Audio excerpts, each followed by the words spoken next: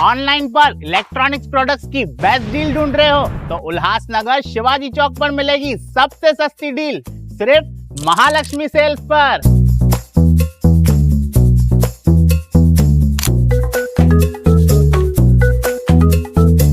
यहाँ पर अवेलेबल है प्रीमियम टीवी,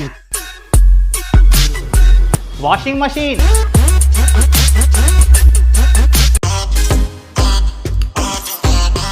फ्रिज में भी बहुत सारे ऑप्शंस मिल जाएंगे, double door and single door में भी। AC, air cooler, digi cooler, deep freezer, आटा चक्की, laptop, water purifier, home theatre, inverter, batteries. Best offers के लिए विजिट कीजिए महालक्ष्मी सेल्स, शिवाजी चौक, उल्लासनगर 3।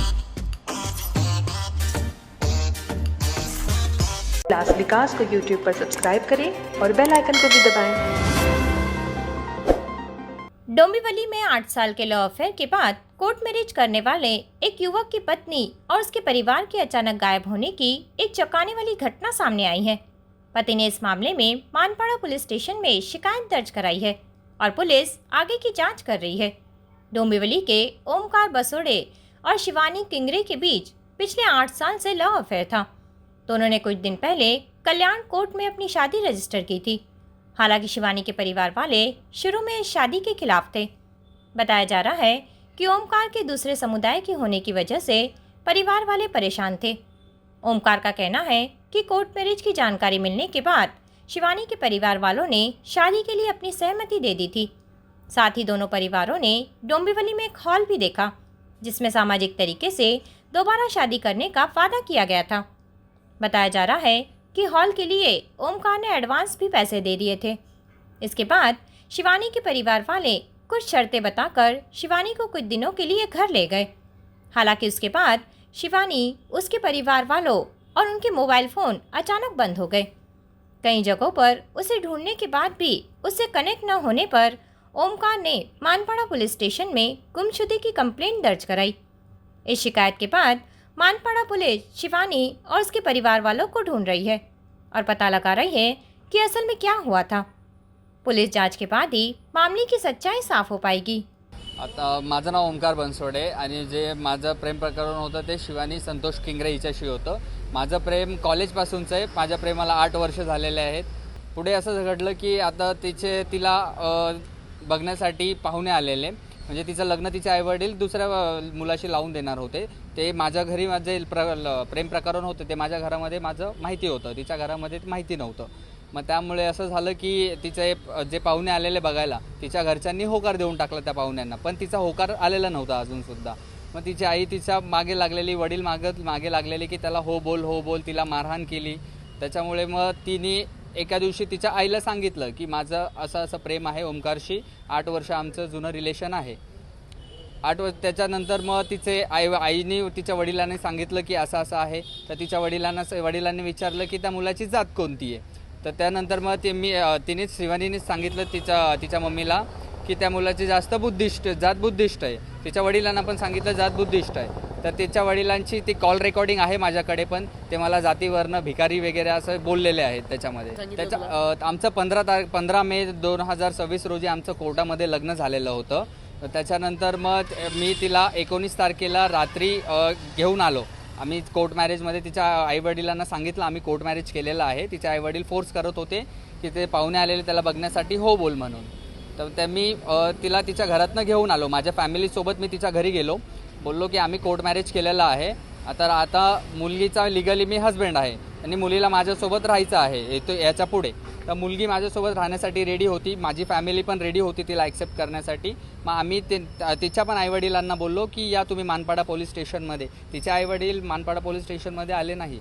मग माझे आईवडील आले आणि आम्ही रीतसर तक्रार की इथे म्हणजे आम्ही रजिस्टर मॅरेज केलेलं आहे असं मानपाडा पोलीस स्टेशनमध्ये 19 तारखेला रात्री 12-12:30च्या सुमारास आम्ही मानपाडामध्ये नोंदवलेलं आहे। मुलगी माझ्याकडे 2 दिवस होती।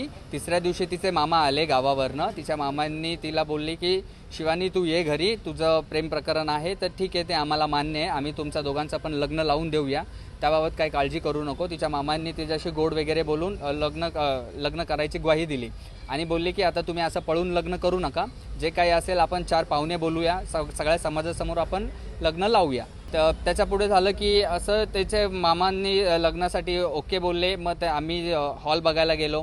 हॉल बघण्यासाठी तिचे मामा आलेले, तिचे वडील आलेले होते. हॉल वगैरे बघितला, त्यांना हॉल आवडला. पण तिथे आम्ही हॉलचं पेमेंट पण मी केलेलं तिथे.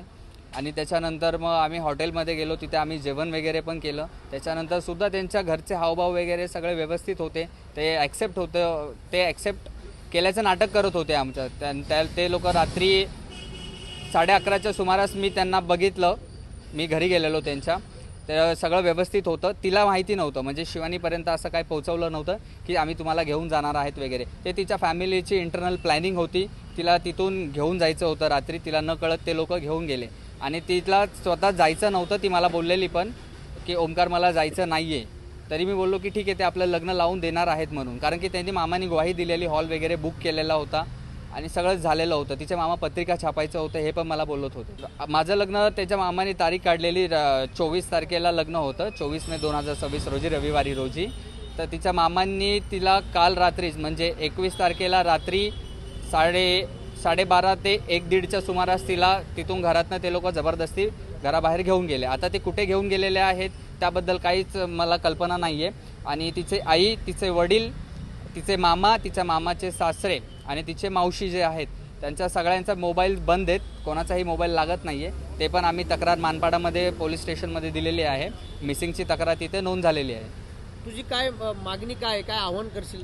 माझी मागणी एवढंच आहे की ती मुलगी आहे तर तिथे मला तिच्याशी कॉन्टॅक्ट करून द्यावा, काय असेल ते. मला त्या मुलीशीच लग्न करायचं आहे आणि त्या मुलीच्या जीवाला काही धोका वगैरे पोचू नये तिच्या आई वडिलांनी, तिच्या मामांनी वगैरे. जर काही होत असेल तर त्याच्या पुढे जे काही कानूनी प्रक्रिया असेल त्यांच्यासाठी सगळे जबाबदार सर्वस्वी तिचे आई वडीलच असतील. आणि तिचे मामा, तिच्या मामाचे सासरे, तिचे मावशी हे सगळे जेवढे जण तिला घेऊन गेले ते सगळे त्याच्यासाठी जबाबदार असतील. मानपाडा पोलीस स्टेशन येथे ओमकार गुंडू बनसोडे वय 24 वर्ष, राहणार दावडी नाका, डोंबिवली यांनी दिनांक 22 मे 2026 रोजी एक तक्रार नोंद केलेली आहे. त्यांची पत्नी सौ शिवानी संतोष किंगरे वय 22 वर्ष या 21 तारखेला रात्री 10 वाजेपासून त्या मिसिंग झाल्याचं त्यांनी या ठिकाणी तक्रार दिलेली आहे आणि त्यांच्या मिसिंगचा आम्ही शोध घेत आहोत. ब्यूरो रिपोर्ट, डोंबिवली, उल्हास विकास. करें और बेल आइकन को भी दबाएं।